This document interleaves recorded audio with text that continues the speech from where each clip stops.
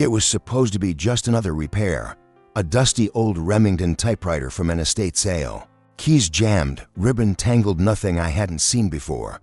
I set it on my workbench, plugged in my old task lamp, and started cleaning it up, like I'd done 100 times before. But when I pulled out the ink ribbon, something stopped me cold there. Running faintly along the edge like shadows pressed into fabric were words, typed into the ribbon itself, not once, over and over. I didn't mean to disappear. I'm sorry. They're watching. And at the very end, a date, March 4th, 1995. The day my father vanished, without a trace. I hadn't seen or heard from him since. I was 4 years old. My hands went numb. What was this machine doing in a stranger's attic? And why was it whispering secrets only my family would know? That was the moment everything changed. My name's Eli Navarro. I fix broken things. Old radios, dusty clocks, forgotten typewriters, the kind of tech most people throw away. But for me, there's something comforting about it. Machines make sense. They don't lie. They don't leave. I'm 34 recently, divorced, and I live in a tiny apartment above an antique bookstore in upstate New York, the kind of town where everyone knows your past and no one asks about your pain. I spend my days in a cluttered little workshop behind the store, restoring pieces of history, one screw, one ribbon, one gear at a time. It's quiet work, honest work. But deep down, I think I've always been trying to fix something else. Something inside me. My father disappeared when I was 4. No goodbye, no note, no body, just gone. And my mother? She never spoke about him, not once. I learned early not to ask questions. Not because she was cruel, she just couldn't bear it. So I stopped asking. I buried the ache. I let silence do the parenting. Growing up, I clung to order, to logic, took apart toys, rebuilt watches, collected abandoned tech from yard sales. The more I restored, the more I felt like I was piecing together something lost. I just didn't know what until that day. I wasn't looking for answers. I wasn't chasing ghosts. I was just fixing another broken typewriter. But the moment I saw those faint words hidden in the ribbon, it felt like a switch flipped inside me, a crack in the silence, a voice from the past reaching through decades of dust and denial. And suddenly, the machine wasn't the only thing that needed fixing. For the first time in years, I felt something move inside me. Curiosity, fear, hope. The typewriter came from an online estate listing. Nothing dramatic, just a blurry photo, a short description.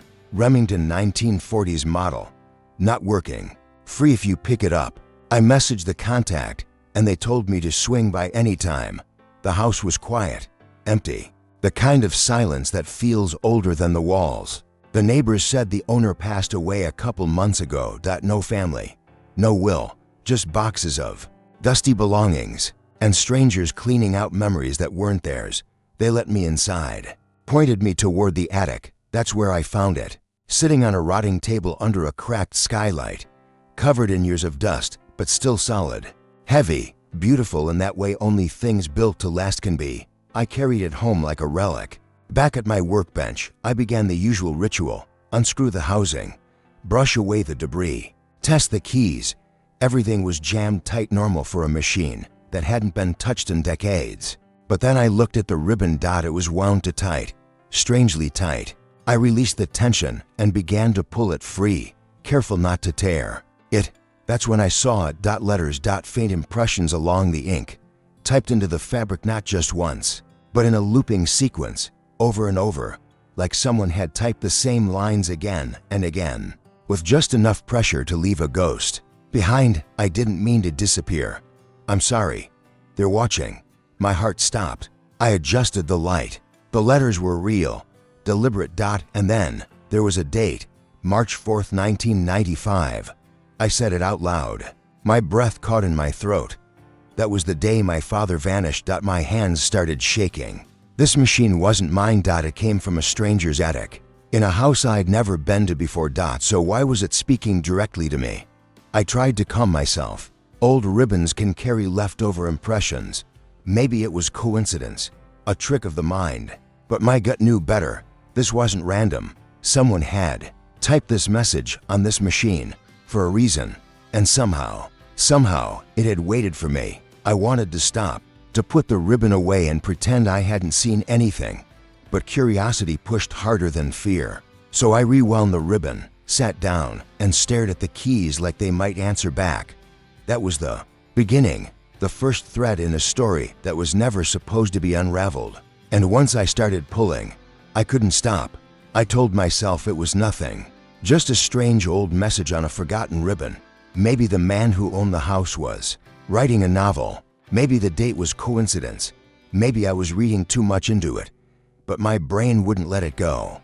That sentence looped in my head like a broken record. I didn't mean to disappear. I'm sorry. They're watching. I tried to sleep that night, but every creak of the apartment made me feel like someone was listening. I wasn't scared, not exactly. It was something deeper. A pressure in my chest, like a memory trying to surface. The next day, I went back to the estate, just to ask some questions. The woman clearing it out said the previous owner was a man named Vincent Cray. Lived alone, no children, kept to himself. She didn't know much else, just that he had been a quiet type. I asked if he had any family photos or paperwork. She shrugged. If it's not in the donation bin, it went in the dumpster. I dug through what was left. Old notebooks, a couple receipts, one yellowed newspaper clipping barely legible. And then I saw it. A photo, a group shot, maybe from the early 90s. For men standing outside what looked like an office building. One of them. My throat went dry. He looked just like my father. Same jawline, same eyes, the same way of standing. Older than I remembered, but still him. It had to be. I took the photo home and compared it to the only picture I had of him as an adult. It wasn't just resemblance. It was him. But what was he doing in a photo with this man, Vincent Cray? How did they know each other? And why was this photo buried in an attic with a message meant for me? I called my mom, asked her directly for the first time in years what happened to Dad. She got quiet, then said, "He left. That's all you need to know." But I heard it in her voice, the shake, the hesitation. She wasn't telling me everything. I pressed her. She hung up. That's when I knew. This wasn't just a forgotten machine with random words. This was a trail. And I had just taken the first step down it. Everyone around me told me to forget it. You're tired. It's just a coincidence. Don't dig into the past. But the more they tried to silence it, the louder the questions got. And deep down, I already knew this machine hadn't landed in my life by accident, that it had been waiting. And now, so was I. I couldn't stop thinking about that photo. My father, standing beside Vincent Cray like they were colleagues, or friends, or something else entirely. The message in the ribbon wasn't just a cryptic farewell. It was a breadcrumb. And I was finally starting to follow the trail. I went back to the typewriter, this time. Not to fix it, but to take it apart completely. Every screw, every hinge, every panel. Old machines sometimes hold secrets in their bodies, not just their words. Underneath the carriage, behind a rusted panel, I found something wedged between the metal and wood. A false compartment, no bigger than a cigarette box. Inside, a folded Polaroid, a note, and a set of keys on a tarnished ring. The photo was grainy but clear. My father again. This time alone, seated at a desk in what looked like a workshop or a lab. Behind him on the wall was a blueprint. I couldn't make it out, but I recognized the logo in the corner. I'd seen it before on an old report my father had kept when I was a kid. It belonged to a tech contractor with government ties. The note was handwritten, shaky, like someone wrote it in a rush. "If someone finds this, tell Eli, I didn't run. They made me disappear. Cray helped me hide. I never stopped watching over you. I'm sorry for everything, D." I froze. Eli. My name. It was for me. There was no denying it now. The keys were labeled with a tag, Unit 11B, Storage Lockers, Cedar Ridge. That was 5 miles outside of town.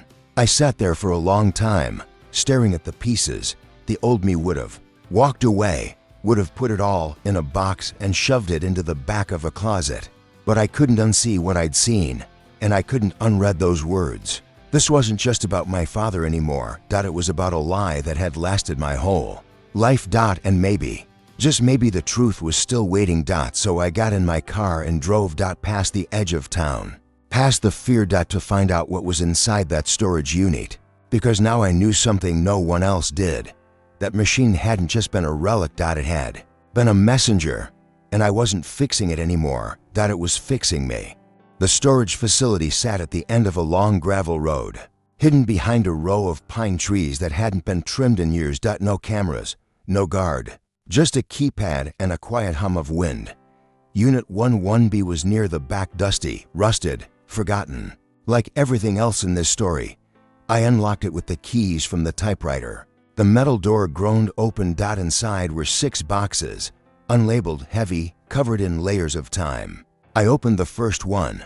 Papers, blueprints, memos marked confidential, technical, specs for something called Project Echotype. The second box held cassette tapes, dozens of them. Each labeled by date, all from the mid-1990s. I dug out an old player from one of the boxes and slid in a tape. It hissed for a second. Then I heard it. My father's voice, older, but still him. He was speaking calmly, like he knew someone would hear it someday. "This is Eli Navarro. If you're listening, I'm probably gone. They didn't want this technology out in the world. Cray and I thought we could stop them, but we were wrong. So we buried it. We left a trail. And if Eli finds this, son, I'm sorry. I never stopped loving you." I couldn't breathe. It was real. All of it.